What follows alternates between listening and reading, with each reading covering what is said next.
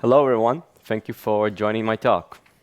You know, some people say that the factory of the future will have just two employees, a man and a dog.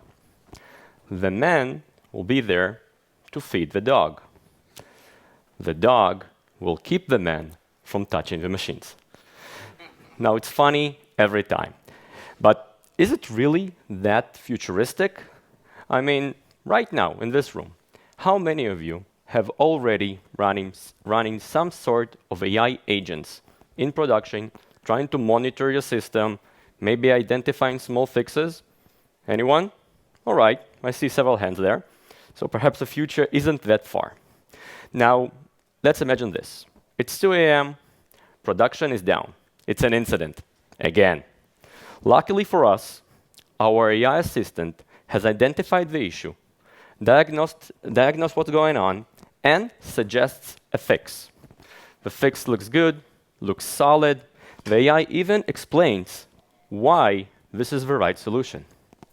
There is only one problem. It's wrong. And now you are at a tricky situation. Blindly following the AI's advice will make the situation even worse. Who on your team would you trust to make the right decision? We see so many engineers blindly following AI advices, vibe coding their way. But when it comes to production, that becomes really, really dangerous. Who on your team is capable to stop? Think twice, challenge the AI suggestions, and then do the opposite, but make the right decision. These rare engineers are the ones we want on our team, and these are the ones who we should be hiring for. There is only one problem. Most interview processes right now don't test for those skills at all. They still test as if AI doesn't exist. Luckily, changing this is exactly the goal of my talk today. So, hello everyone. My name is Dennis. I've been in the software industry for the last, yes, it's me, for the last 17 years, 13 of which I've been managing and leading engineers. Today, I'm the director of AI at Elementor. Elementor is the #1 platform in the world for building professional websites. Elementor powers around 21 million active websites. I lead the AI department, and my role is to build core AI products. Today, we have two products. The first is Angie. Angie is an AI assistant and a coding agent for Elementor and WordPress. It doesn't just generate code, it acts on your site in a safe and reliable way. It's a tool built for professionals who want to benefit from both worlds. The speed of vibe coding, with full control over the outcome, down to pixel-perfect execution. And the second tool is called Sticklight. Sticklight is a vibe coding platform designed for building real products and real businesses, not just demos. Sticklight is equipped with highly capable design skills, security agents, and production-grade infrastructure. It's free to use. Feel free to scan or look it up later, and enjoy. I joined Elementor 3 years ago as the first hire of the AI department. The mission, to build the department and start developing AI-native products. Today, we are 3 teams in the AI department and almost 30 engineers who I lead.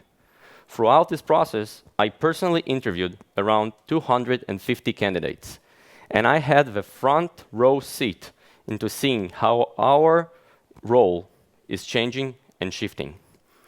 In the past, we used to evaluate engineers mainly on one skill. Do you know how to code? Obviously, there are some more things, but mainly around coding. But nowadays, then everyone is equipped with powerful and highly capable AI coding agents. Coding becomes less of a focus. Engineers start to focus more on making designs, decisions, thinking and guiding AI correctly. judging and validating AI output, managing context and prompts, and so many other things, judgment suddenly became a critical skill. But as we said earlier, interviews are still stuck in the world before AI. No one is testing such skills at all. We still, in most interview processes, we're still trying to do the same thing. Identify whether engineers know syntax in a good way. Usually, we'll try to see if they can memorize some syntax, or maybe explain a design pattern on the spot with a whiteboard. Usually, you'll get 1 hour to code. You code alone, usually without AI, sometimes even without internet. But that's not the job anymore. The job changed. Instead of focusing mainly on writing code, engineers now spend much more time in refining specifications, designing the solution, thinking about scale and production, managing the documentation and the context of AI agents, validating their output, and even orchestrating and collaborating not only with humans, but also with AI agents. The job changed, but the interview didn't. I want to tell you about a story that happened somewhere around 4 months ago. I met 2 friends. One is an engineering manager looking for engineers and actively interviewing engineers, and another friend who is an engineer who started looking for a job. They didn't meet. Anyway, I asked both of them, out of curiosity, the same question. How do you test AI skills? And to my other friend, what type of AI-based questions have anyone asked you in the interview interview process? You know the answer? None.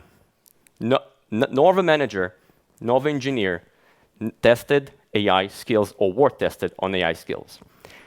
For me, it was jaw-dropping, and I had to see whether it was anecdotal or a wider phenomena. So I've created a LinkedIn poll, and I sent it to a bunch of people, from small startups to large and global companies, engineering leaders who some I know and some I admire. And I asked basically exactly this question. How are you testing AI? And if so, what are you doing? Here are the answers. So first, you can already see that 50% basically don't ask about AI at all. By the way, there are around 100 people who answered this poll, and then I personally contact every one of them that voted anything but the first answer, because I really wanted to understand. If someone says advanced, what does it mean? Someone says that they ask basic stuff, what are basic stuff? When double-clicking, the reality is even worse. The other 35% simply ask a yes or no question. Do you use Claude Code? Are you familiar with MCP? Yes? Right. That's great. Let's move on. That's it. Less than 15% actually check for AI native skills. Mostly, by the way, startups. Not early stage, but startups that were born somewhere during this revolution in the past 3 years, to whom AI is a core and fundamental part of their life. But many global companies, medium to size businesses, advanced companies, don't ask or hire about AI. Now, here's a fun fact. And later we'll check it here also with our audience. 90% of the participants had a guild or some sort of a task force in their company that its goal was to increase adoption and improve the usage of AI. On the raise of hands, do you have such a... Yeah. Why is that? Everyone understands the power of AI. We all want to harness it and become the best version of what we see others are doing.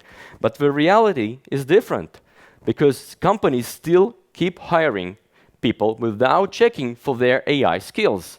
And by so, sometimes keeping the usage and adoption levels the same, and in some cases, even declining, because maybe you've accidentally hired someone who doesn't believe in AI yet. We won't check if there are some people here. So, as you can see, out of a big population, 85% don't hire for AI proficiency at all. What do companies do? Lead code. Who here is a fan of lead code? No hands. So let's use this opportunity, guys. And you know you're gonna go home to your companies later, and I want you to remember this. Please, let's stop using lead code.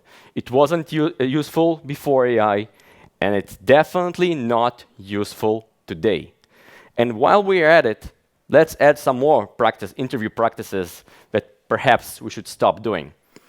I heard several months ago of a company, I won't say its name, but that still use trivia questions as something that has anything to do with the skill of an engineer. A trivia question like how many barbers are there in London?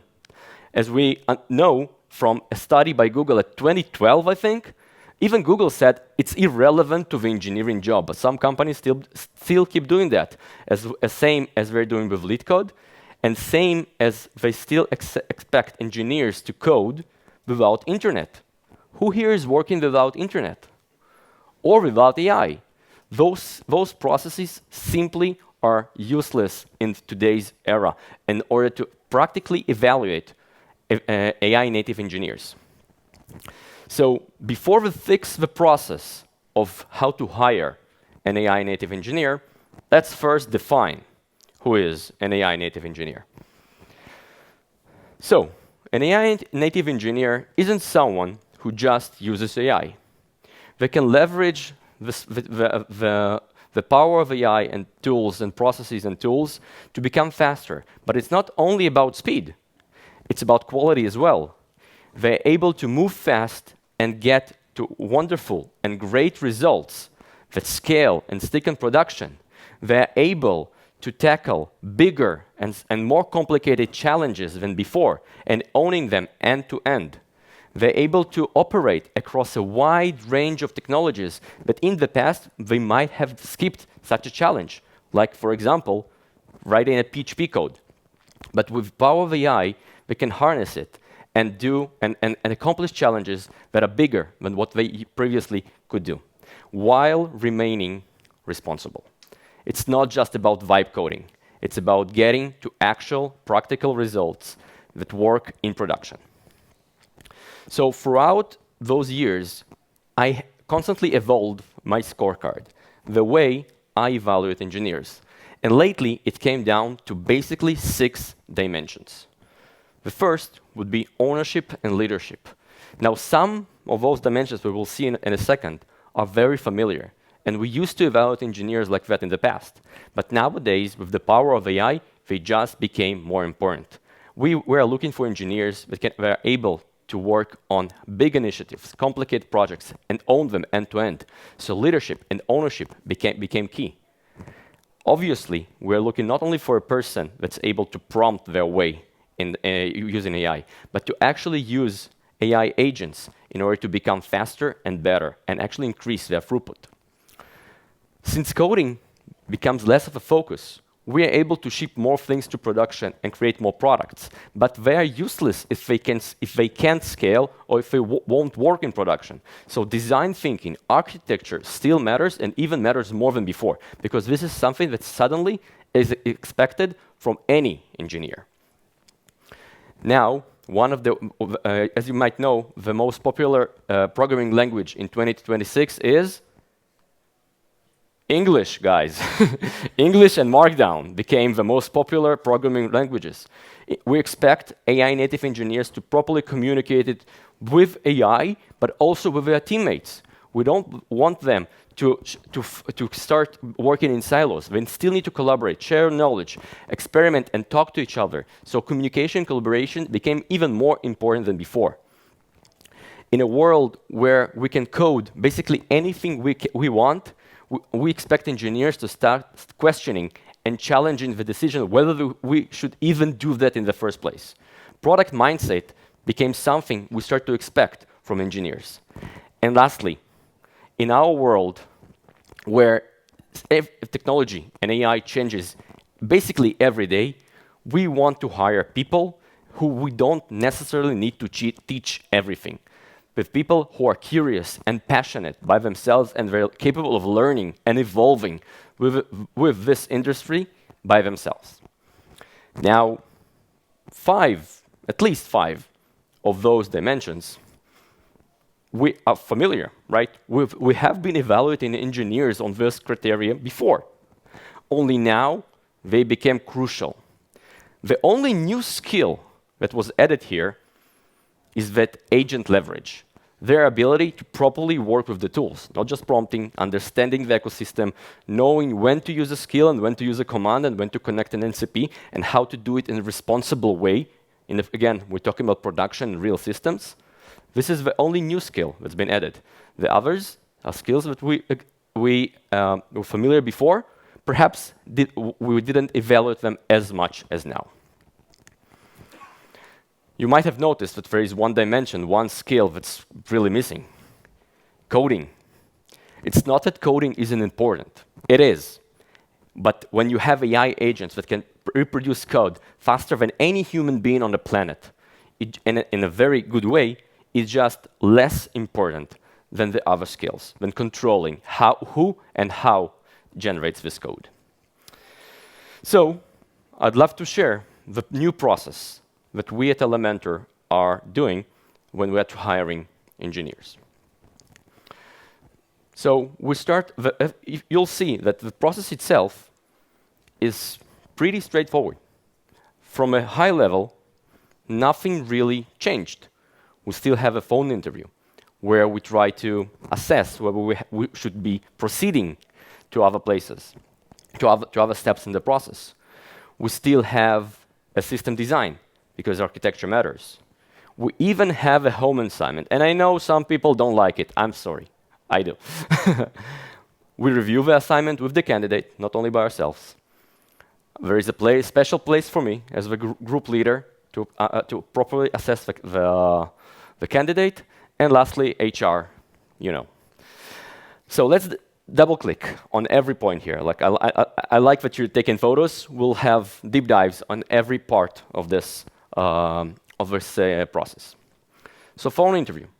This is the first step. The goal of a phone interview is very simple. Should we spend more time of the candidate's time and my time or my team's time? We need to assess DNA, culture fit, and basic expectation and matching for the experience that we are looking for. But I added one more thing. I started to ask this question. What are you currently building with AI? And I'm not talking about your job. I'd love to hear about your personal life, and I'll tell you why. We are living in the era of builders. Everyone can build anything they want. Every day, a new skill, a new tool, and a new possibility is being unlocked using AI. The people I look for are not just engineers. I'm looking for the ones that are curious, that care about all those new things, that doesn't necessarily build a startup, but that drive them out. Maybe they rebuilt their to-do list. Maybe they created a super sophisticated personal shopping cart just for them, for their needs. But they're trying things out. Because the only way to properly understand those tools, those frameworks, those things that are basically limitless are by doing something by yourself. And I encourage all of you, open up any tool you want. It can be something as Claude Code. It can be something as a stick light, as a vibe coding platform, anything, and start working with it.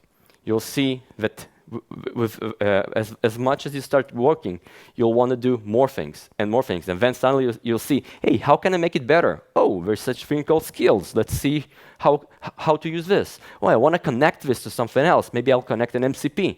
And this is how you start to gradually evolving in this space. And this is why I love this question so much.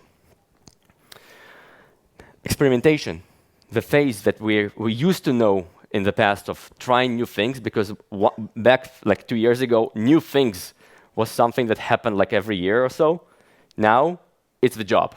You always need to experiment, and I'm looking for the people that will bring those experimentations and insights to the team. The next phase is the system design. In many companies, the order is opposite. You start with a coding assessment, and only then you move to system design. But in a world where coding becomes a bit more easier, I prefer to start with the fundamentals.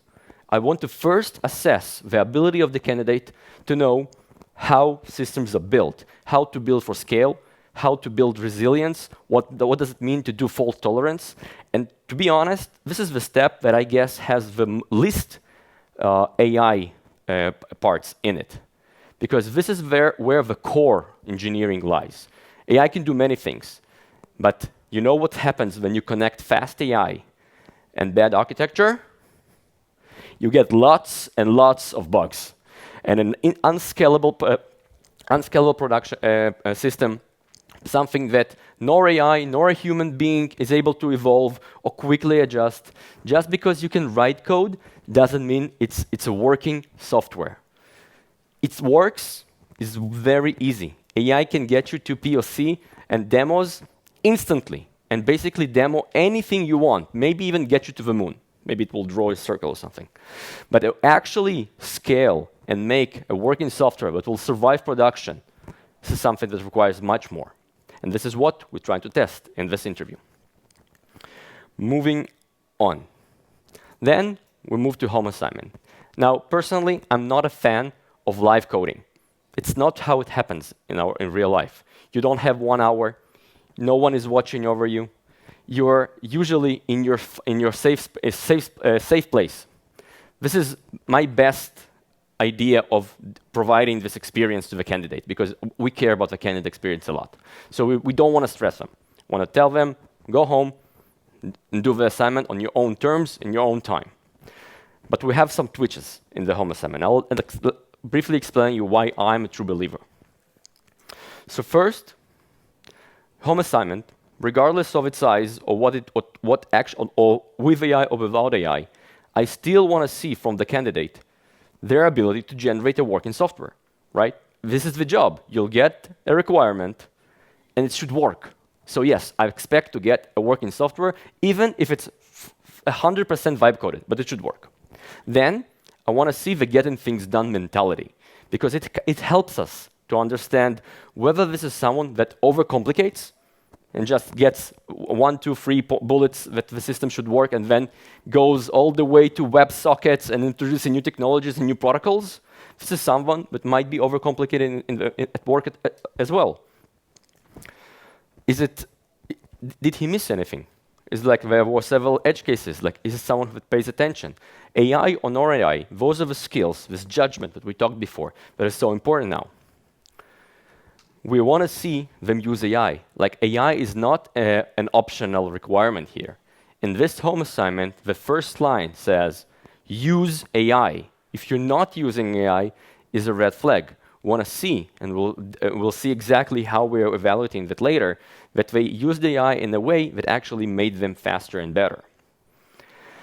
I also love home assignments that are connected to our world, because when we evaluate candidates evaluate us. So I want to provide them a small glimpse into the challenges and technologies and how their work might look like in the near future. So the home assignment will usually have our technologies, it will have a subset of our challenge, and it will talk in the domain that we're talking. So in my team, for example, it will be developing a coding agent for websites and this type of domains. It has to be short. It cannot be too complicated. We respect the candidate's time. Even without AI, back in the past, it used to take 2 hours. Now, it's much faster. But it's a core principle to us. Another core principle, it has to be fun. We get constant feedback, and we always optimize that the candidates that are coming to us later saying, hey, I really enjoyed this assignment. It taught me something, it was fun, it has some twist in it. Like, besides a challenge, it has to be something that they enjoy doing. And lastly, when they submit this assignment, we don't only evaluate the code itself. We then review this with them on the how. We track 4 different vectors, but we want to see how the engineer, how the candidate approach the assignment. It starts with planning, because we all know that AI code, generated code, is as good as the specification, as the spec, as the input and context that was fed into it in the beginning. So we try to ask, how did you do it? Did you plan it? How did you know your plan was good? Are you using any specific skills or tools to make your plans better? How did you combine the requirements of the exercise with the actual specification to the coding agent. Then, as I've said several times on this talk, judgment is a core skill. So we try to see where are the judgment points in the candidate's lifecycle of this assignment. Is it only in the beginning? Is it only in the end? Have they rejected anything that was generated by AI? Because if you remember the beginning, it's very dangerous to just blindly follow it. We want someone that looks at the output and says, hey, I don't like it. Oh, hey, this is unnecessary. I'll remove it. So we try to see how and when. Then we try to understand the proficiency of using AI, because it's not just prompting. There are commands and skills and MCPs, and there are many different capabilities. We don't care about the specific tool, because today all the buzz is about Claude Code. Tomorrow it will be something else. We care about the understanding of connectivity, of managing memory, of context, of skills. So we try to see how they set up the environment, how they use them, when did they use those skills and tools, and when did they actually decided not to. Again, the judgment always plays a crucial role. And lastly, we expect every engineer to learn something from any assignment, from any task, because maybe you just discovered a new protocol. Maybe the AI suggested some library that you didn't or were not familiar with. Did you notice it? What did you do then? It suggested some library, an open source. Did you check it out? Is it good? Does it have any alternatives? We expect engineers that are judging their output and using it to leverage themselves and become better. Because if we only have engineers that use AI, and AI generates the code instead of them, then why do we need the engineer? We need them for their evolving and continuous improving mindset. Everyone uses AI, but very few actually use it well. Then I have my own special place. I always love to meet candidates. Again, I'm a group lead. It means I have team leads that actually they are the hiring managers of the different engineering roles. But I always love spend time with the candidates to get to know them, to double check the DNA, the cultural fit, and in this era, few additional things. We understand now that the engineers that we want to attract and bring it to our company are the ones that are capable of tackling big challenges, owning them end to end, and being able to overcome challenges across departments, across technology, but letting them lead the way.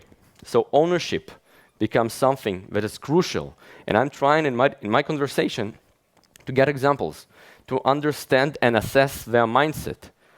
Do they start with ownership in mind, or is it something that needs to be told for them? Because I'm looking for the people that come into work every day and say, give me it, I own it, I'll do it, I'll overcome, I can do it. This is the type of mindset we are looking for.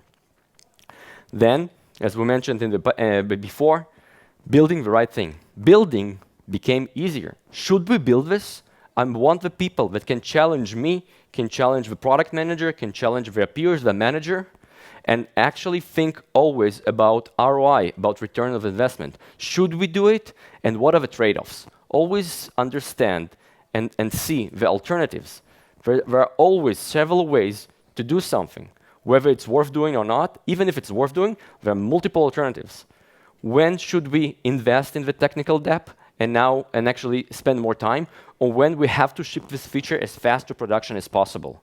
This is something that I want the engineer, this candidate, to be capable and understand, and then come up with the decisions, or at least surface the alternatives, and then come up with the decision together. The last two items talk about communication, collaboration, and cross-team leadership. As we understand, we're seeking for engineers that are able to own big initiatives end-to-end. There is high likelihood that there is some sort of blockers, or they will need some sort of assistance from their peers, their friends, other teams. Some challenges might come up, and they need to communicate flags and the status. So these are the type of skills that I want to see in that engineer, that we're able to proactively communicate status, to raise a flag, not to disappear for a week and then realize that we're not progressing because we're still stuck on this environment variable that doesn't pop up in production. We want those that can communicate properly, not just with AI, still with humans. I want to tell you a story about a candidate that I remember. I won't tell you if we hired them. So when we got the home assignment, which obviously was perfect, the code was perfect, it worked, obviously. We asked him, okay, well, the bunch of questions that I shared before. He told me about his system. He said that when I finish my task, when the code is finished, it's done, it's completed. I test it, it works. And yeah, obviously he has a test plan that was generated and validated by AI. Everything works. He then asks AI to do something really cool. He asks the agent to break down the solution into multiple components, whether it's technologies, libraries, protocols, decisions, architectural decisions, design patterns. And then he manually goes over this list of components. And for every component that's not familiar, because suddenly it uses a design pattern that he doesn't familiar with, or some library that he didn't know before, he collaborates with AI and kind of tries to understand, like, what is it, and is it really useful? And he says that he uses this practice not only for this home assignment, but in his day-to-day work as well. And he said that it constantly removes at least 30% of different decisions and components from solutions. And we know it so well, right? When was the last time you asked AI to generate a test file for you, like the unit test file? Come on, all of us doing it. And when you get a bunch of like 100 unit tests, but if you actually look at those unit tests, I can assure you that some of them will be true equals true. And let's test that if an empty string is an empty string, which is a valid a valid use case, but it's redundant. And similar to such test cases, there are also decisions inside your code base, edge cases that will never happen, and additional libraries or code blocks that are simply redundant. By listening to those things, he learns, he improves the solutions, and still remains responsible. All right, let's summarize what we've just talked about. We understand that our role is shifting, it's changing, and we need to start to hire AI native engineers. We need to shift and fix a little bit, not way too much, some parts of our interview process. Some parts of engineering, like scale, production, design, architecture, still relevant and even more relevant than ever. We need to make sure the fundamentals exist. Soft skills suddenly matter much more than they mattered before. Collaboration, judgment, ownership, curiosity. If people tell you that they use AI and by all they do is just write prompts, that's not AI native. That's using AI. That's not leveraging AI. Judgment, curiosity are key. So, AI native engineers don't only use AI. They remain responsible and in charge while using AI.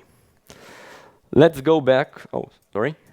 We want to make sure that we are hiring the people that when AI is confidently wrong, will know to stop and do the right thing.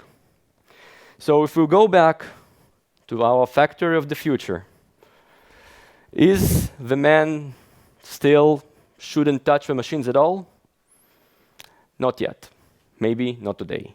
Today, the human is still responsible. Thank you.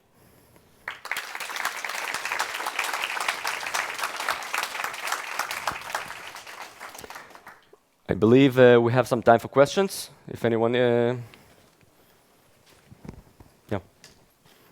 he'll bring you the mic. Maybe a very specific question, but how do you do, for example, if I apply to your company, I have only my company's laptop. I cannot generate code here for personal. So how do you do with your interviewers if they don't have a proper environment, a proper laptop, and a cloud subscription? that's really specific, but we actually had one case like this. In that case, we did invite the candidate to our office. We provided them with our own laptop that has anything he wants, Claude Code, cursor installed with all the API keys, and tell him to try it and to do whatever they want. We know that some companies restrict installing anything. That shouldn't stop you from applying to other companies. Okay, thank you.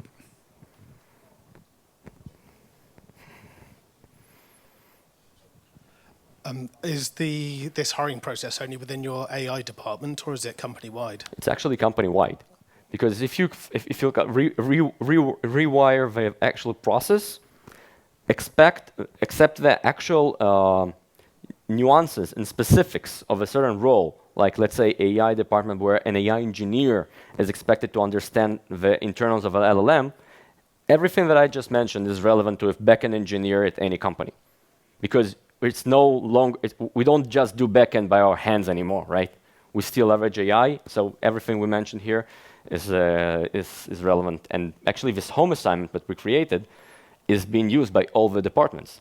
We have a very nice assessment of kind of asking to build a coding agent that generates a fake news website. Think about it, nothing special. Fetch news, call an OpenAI, and generate fake results. That's it. But if you think a bit longer about it, you can design 100 different ways the solution. You can go all the way to event sourcing and different patterns, or keep it very, very lean and simple. What's right? What's wrong? Like what are the trade-offs? This is exactly the type of discussion that we are encouraging. Thank you. I don't know if you've heard the recent news. Initially, like big tech companies allowed using AI even within interviews, and then they take it back, and then you are supposed to coding again. Do you know what was the reason? What can be the reason for that? Like initially they said, okay, use any AI because anyway you're supposed to use AI within company, but then they removed it. I'm not familiar with that. But I think, again, and it kind of goes back maybe to a previous question here, I would expect an engineer in today's world to try out AI tools regardless of what's allowed and not allowed in their company. Let's say your company allows only to use Gemini and the Google Suite tools, which makes sense if you're a Google enterprise company. It shouldn't stop you from trying out Claude Code. You don't need to install it on your laptop or on your work laptop, but you should use it in some way. And same goes to any other tools, right? We're talking a lot about code generators, but MCPs and maybe vibe coding platforms, it's still AI. And same fundamentals stick. If you want to generate a really nice website with Sticklight, you need to have a plan. You need to define the proper specifications. So the skills practically the same. Obviously, engineers that can practice those things during their day-to-day work will gain more experience. But that's true exactly as like several years ago. If you were a backend engineer, you would apply to a full-stack position. Yes, you'd expected to learn front-end in some way.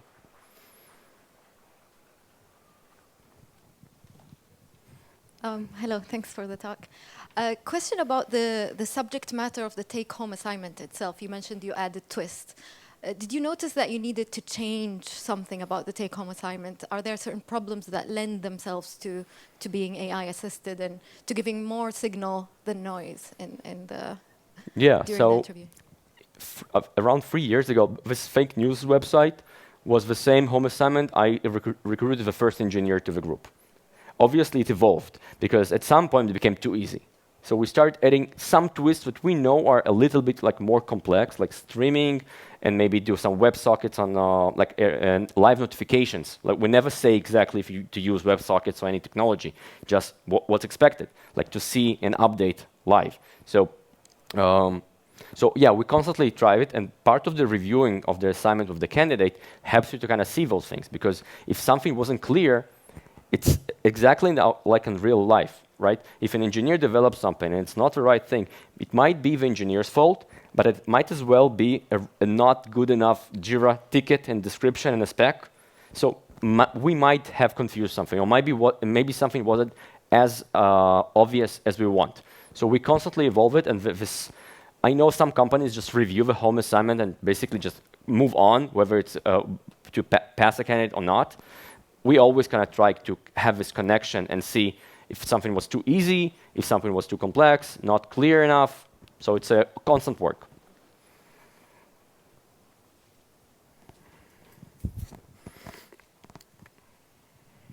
Hi. You mentioned that now you believe ability to code yourself is less important because proper utilizing AI just giving it much faster. But you mentioned as well it's very important to verify or judge the outcome of AI. Do you think that someone who can't code still can verify the outcome from AI? Someone who can't code?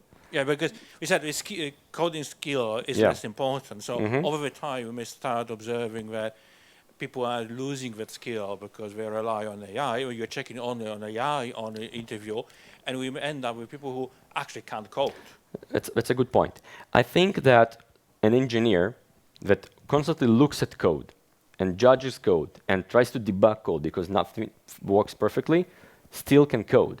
The can code part becomes tricky. Because what do you mean by not, is he able to code? If you remove AI, I don't think I can type in English anymore without Grammarly and tools like that. But it doesn't mean I don't know English. It doesn't mean that when I look at a sentence, I can spot some grammar issues. Same goes with coding. So I would say that a person that doesn't know how to code at all and now suddenly sees a page full of code, it will be very hard for him to understand why something fails on this specific thing.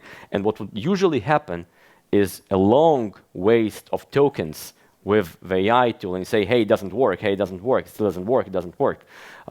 So coding by itself, I wouldn't say you should go and still practice typing for loops. But looking at code and not just the end outcome of some screen, some HTML visualization and hoping and trying to fix it only from the UI layer or only from the data, I think code is still important for those cases. Thank you.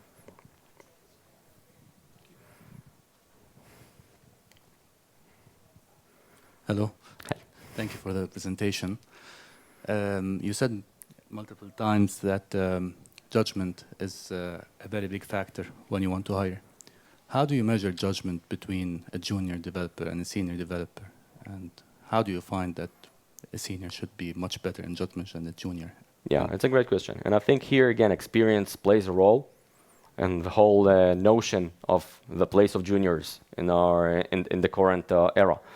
A senior engineer will have more ways to look at an output, if it's code, if it's some end result issue, and start connect the dots. Or even in the example, as I shared before, with the candidate that looks at the component list. So a junior engineer usually will not have the, I don't know if it's a mindset of a skill, of a discipline, of going over this tedious process of breaking down the solution to components and seeing what's irrelevant, not what's relevant, what's irrelevant. I'm not even talking about this ability of quickly spot issues because you've been deploying GitHub Actions 100 times a day, so you know exactly why this environment variable is not visible, right? Or something with feature flags. When a junior engineer do not even know the notion of feature flags and why something is broken. But I think the discipline is this ability to be like judgmental in not trusting the outcome. Exactly, for those of you who remember this era before AI, like 3 years ago, when you used to get a pull review, like a code review from someone, and would just say, all right, I'll find what's not working here. It's something that requires experience.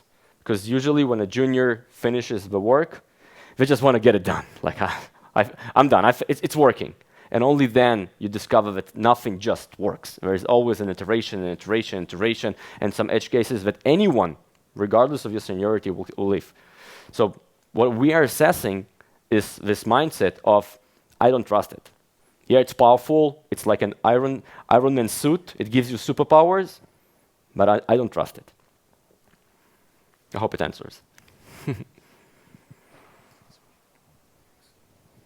Hi, thank you for the presentation.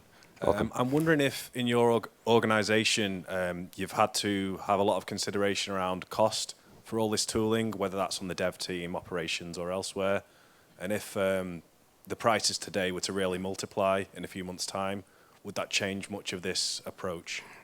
Yeah, it's a great question. When we started, we were kind of early adopters obviously in the company as the AI department, and last year Elementor has gone to a phase where 100% of the engineers using some sort of AI.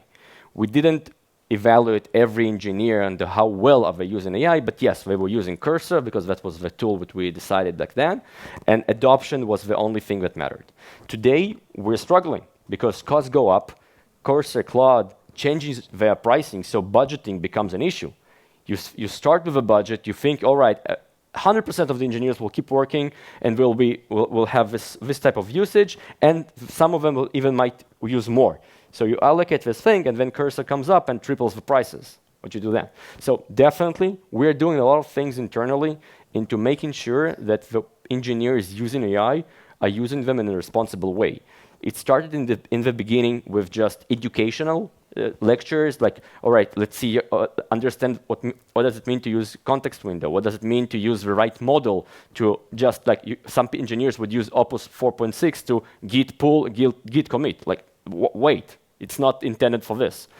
Then we started developing some stuff. Like we developed a few VS Code extensions and Cursor extensions that kind of help you educate your workflow, saying, hey, you're running straight to implementation. What about planning?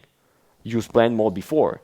Hey, you're trying to use Opus 4.6 Pro High on explain me this line of code. No, it's a bad idea. So we are in the process of optimizing this with education, tooling, but it's definitely, I think, a struggle for anyone who is adopting AI at a high manner. Thank you for the insight.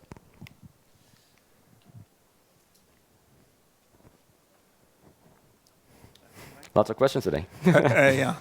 I recently here in the one podcast interview with one CTO, which have struggled with one decision. He need to adapt for the new time, for the new market one day or another, but have some stronger position in the teams. They don't want to use AI. Even he do exercises when in the weekend do POC with AI, POC of the one feature which often hears from the team that it will be hard to do. And actually was easy to do, or at least way easier to do when they have from feedback from these guys, yeah?